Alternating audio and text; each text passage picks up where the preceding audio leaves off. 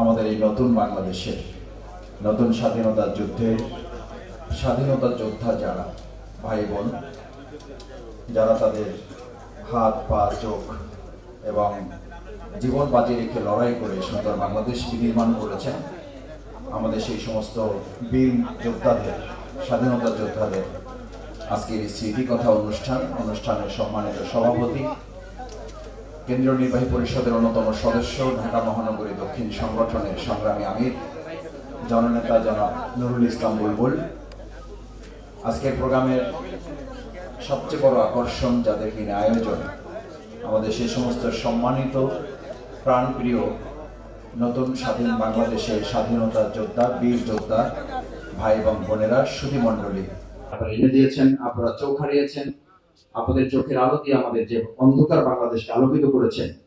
শত হাজার কোটি ষড়যন্ত্র এই বাংলাদেশকে আর পিছনে নিতে পারবে না ইনশাআল্লাহ।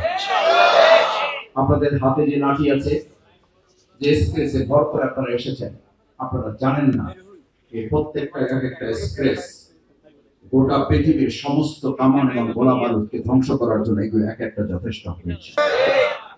এগুলো লাঠিতে ভর করা না, এর উপরে বাংলাদেশ দাঁড়িয়েছে। আপনাদের স্ক্রেচের উপরে দাঁড়িয়ে নেই, এর উপরে এখন বাংলাদেশের স্বাধীনতা সার্বভৌমত্ব দাঁড়িয়ে আছে। সুতরাং আপনাদের স্ক্রেচ গুলো মাটিতে রাখবেন না, এগুলো আপনাদের সাথে রাখবেন, আপনাদের কাঁধে, আপনাদের সামনে রাখবেন। এগুলোর সম্মান, এগুলোর মর্যাদা আপনার আমাদের এই বাংলাদেশের স্বাধীনতাকে উজ্জীবিত করেছে।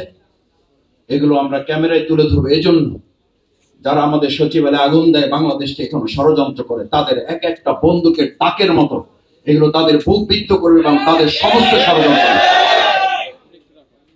সম্মানিত ভাই এবং বন্ধুগণ, আজকের এই প্রোগ্রামে আমরা সবাই আবেগ আপ্লুত। আপনাদের কথা শোনার জন্য আমরা এসেছি। আমরা কথা বলতে চাই না, আমরা আপনাদের কথা শুনবো। এখানে অনেক মিডিয়ার ভাইরা এসেছেন, তাদের সহযোগিতা কামনা করছি। আমি গণমাধ্যম কর্মীদেরকে অনুরোধ করব, আমাদের পাশাপাশি আমাদেরকে আজকে আপনারা কমেন্ট লেখান, অসুবিধা নেই, কিন্তু আমাদের এই যে ভাইদের জন্য আজ আমরা এখানে এসে দাঁড়াতে পেরেছি, সেই ভাইগুলোকে আপনারা গোটা পৃথিবীর মানুষের সামনে তুলে ধরবেন ইনশাআল্লাহ।